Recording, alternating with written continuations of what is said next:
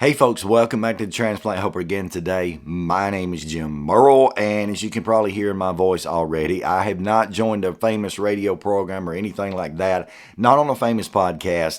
It's just that time of year. It is the time of year when pollen is everywhere in southeastern Alabama, so I'm all choked up like everybody else is. Sometimes nose pouring, sometimes all stopped up, sometimes coughing your head off, sometimes like now, I feel fine except for this voice. I mean, in one sense, I like it. I hope it never goes away, but in another, yeah, this has got to go. But nonetheless, I did not want to miss an opportunity, even though I'm actually one day late, of wishing a very, very, very happy transplant anniversary to a great friend of the program, a great personal friend of mine.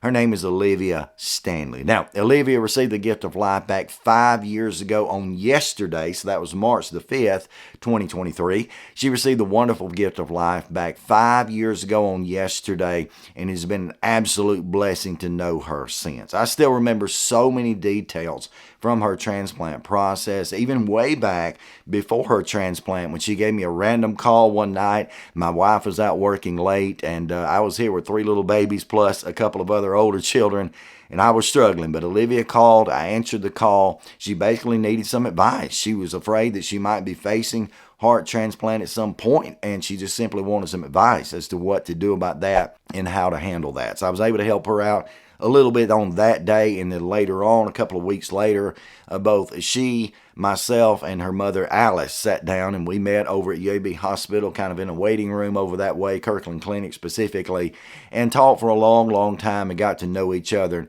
And I learned right then that Olivia was a beautiful, beautiful young lady inside and out, but she really was hurting on the inside because she was struggling with life. Okay, she was really struggling with the decision whether or not to be listed for transplant, if that would even be possible, and then really fearful of what was to come. But she was strong in that. She became a warrior and she pressed on. Fast forward a bit of time, maybe a month or so, and she was in the middle of her transplant evaluation, trying to get that done. Something went wrong. She actually crashed at one point, had to be, rushed over to the hospital, rushed in and placed there in CICU. Ultimately was put on an ECMO device and struggled for life for there for a little bit. And I can remember going over and visiting her, and even though she was aware and talking and really doing well, considering she was struggling. She was hurting. But thankfully, the gift of life did come for her, and she received it, and it came in kind of a little bit different way. Actually, her gift of life did not come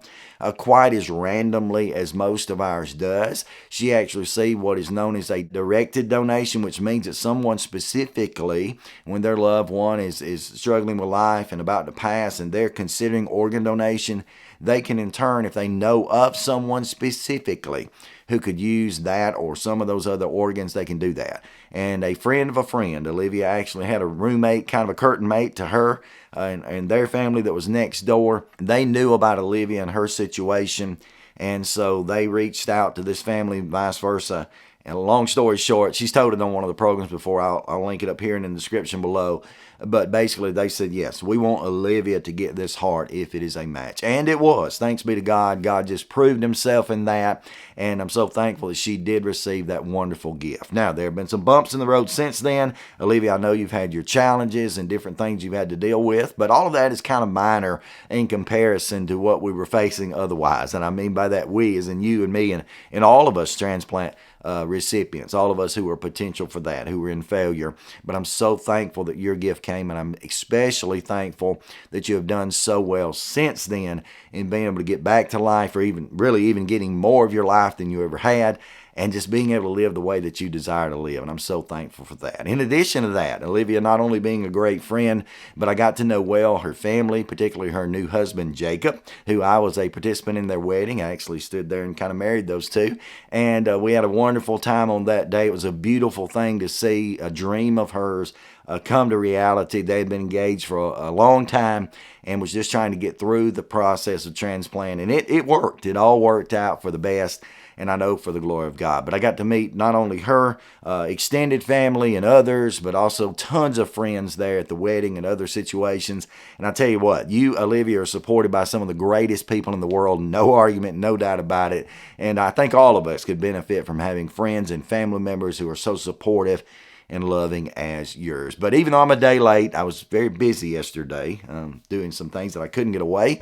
But I just wanted to stop and do this. I wanted to say I'm thankful, and happy transplant anniversary to you. And of course, as tradition goes, even though I'm a day late, guess what? Today, I'll be wearing the We Love Olivia's shirt all day long. And I'm looking forward to that. It's something I kind of celebrate with ever so often, and particularly on these anniversary dates. But I know this went a bit long, but to Olivia, love you, girl, love your entire family, and I hope you're doing well and continue to do so. Maybe we'll see you at the transplant picnic here in a few weeks. Maybe, just asking, but we'll see how that goes. And until next time, you know what I'm going to say. Stay stronger, friend.